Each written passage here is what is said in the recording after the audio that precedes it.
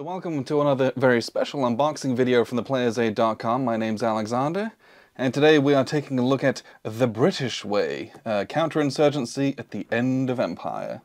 So this is the latest, we're going to say coin game from GMT Games, but this is really coin multipack 1.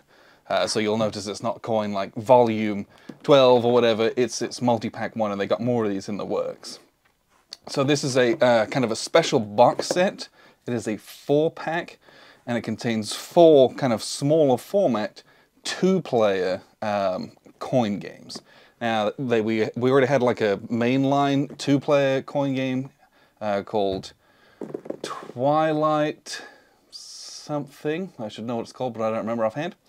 And this is a smaller format. Again, these are shorter, 1 to 2 hours, and there's a 4-pack, and inside of it we have Malaya, Cyprus, Palestine, and Kenya, and this is about those particular nations being granted and given independence after their struggles to earn that, so to speak.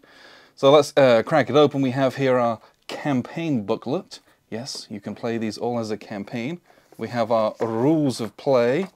And let's see, so rules of play for Palestine, Cyprus, Malaya, and Kenya. So these all have their own rule books. I would like to think that some of these rules cross over, so you don't have to learn a 25-page rule book for each one of those. But you can start anywhere, is basically the premise of that. So if we look at Palestine, for example, this is a very traditional looking GMT, especially coin rule book, and most of that is examples of play. So the rules themselves are only about 10 pages, which we appreciate, and the rest of it is examples of play, and then some history and bits and pieces at the back of each of those, with our little setup diagrams as well. Again, these are all the same. I'm not going to flip through all 4 of these, but you can see they all follow the same format, have the same 9 pages of rules generally, and then that same history at the back. So we got, again, 4 of those. But a lot of it is duplicated. Then we have our campaign booklet, so that we can play all of them linked together, is my understanding of this. And there are campaign events that I'm pretty sure you have in between all of those. And there's also notes about that at the end from a historical standpoint. Okay, there is a lot of paper and cardboard in here, and we will get to all of this in due course. So, to start with, we have our Palestine play aids. If you've played a coin game, you're very familiar with the format of these, with your operations and special activities for the insurgent side, and then for the British side, same thing. And you also have your little political will points down in the corner to explain some of those localized rules for that game. Same thing here for Malaya. And again for Kenya, and again for Cyprus. Then we have, for each of the titles, we have our propaganda round, which is, if you played the coin games, you go through your deck of event cards, and every so often you'll have propaganda rounds, which like have a reset phase, where you're going to assess political will, gain resources, redeploy, and kind of reset forces. So we have Palestine and Kenya, and these are reversed for Cyprus and Malaya. So we have 2 of those. This is the End of Empire campaign. So we had that campaign rulebook. This is a little play aid card to track that with Imperial Prestige, and then little notes about when you're playing each one of those, and influences from other nations and states, which I think is pretty neat. And then we have our pre-war option table, so you can pick some special options for each of the different scenarios that you play. Again, lots of neat variables. You can either play this as a small format, or you can link them all as a big campaign over the course of a few sessions. That's pretty awesome. There is only 1 sheet of counters in here. Again, if you've played a coin game, you'll be familiar with these. So we have our control markers, and these are reversed for the different factions on the backs of those. And then we have our loyalty and support and resistance and opposition on the back sides of those. Little sabotage markers, everything that you would expect. So some of these are pre-rounded, some of them are these really small ones that you have to round yourselves, but that's what we're getting from those. And then we have 2 maps. Let's see. Let's open these real quick. We will start with Palestine. So these are 22 by 17 sized maps. So this is the Palestine one. And as you can see, if you've played a coin game, once again, you'll be familiar with the format of these, with the different areas and their population values, I would imagine. And then you have the cities as circles, larger for holding boxes, all your holding boxes for your units, and then your track here for turns and victory, etc. On the back side of this, we have Malaya. And again, if you think about something like Cuba Libre, this is a similar sized map, of spaces, but again, this is only 2-player versus 4, but the idea being that these smaller games are playable in a shorter amount of time. And then on this one we have Cyprus, which is, I think, the last one, chronologically speaking.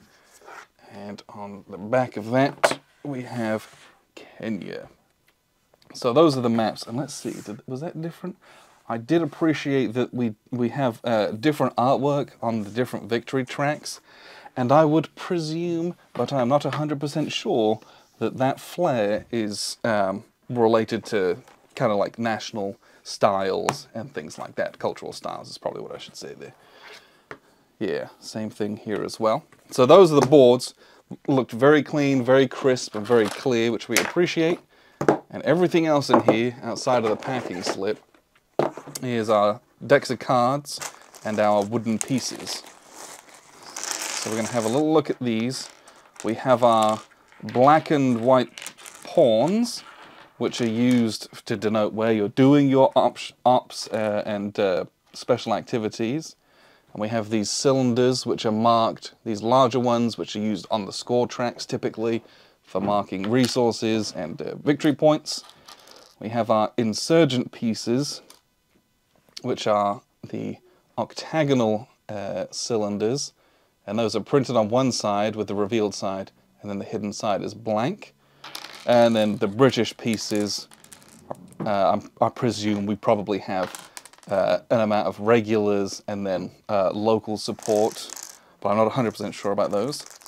We have 2d6 in the tiny little bag, sealed for freshness. And then the last thing that we have here are our decks of cards. We will open and have a gander through these. Okay, so these are the Malaya ones, and then we have the Palestine ones, Cyprus, and Kenya. So these do look a little bit different from your traditional coin cards, in that they don't have all of the different factions at the top, but you do have the split capabilities. So for example, you're going to have the opposition side at the top here. This is Kenya, but then there's a British capability at the bottom. So in that sense, you'll be familiar with how those go. But initiative is determined not by the cards themselves, but by this little initiative track that you've got going on the board.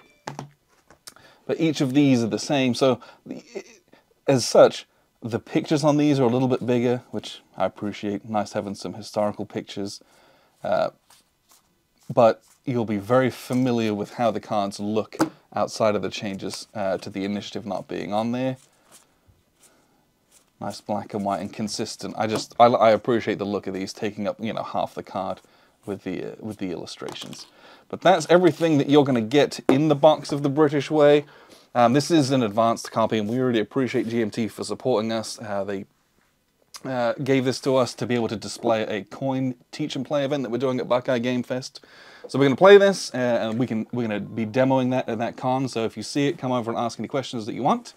But this is designed by Stephen Rangazes and developed by Joe Dewhurst, and they are both coin nuts, and we appreciate the love and attention that's gone into these, and appreciate GMT for supporting us with this. But thank you very much for tuning in.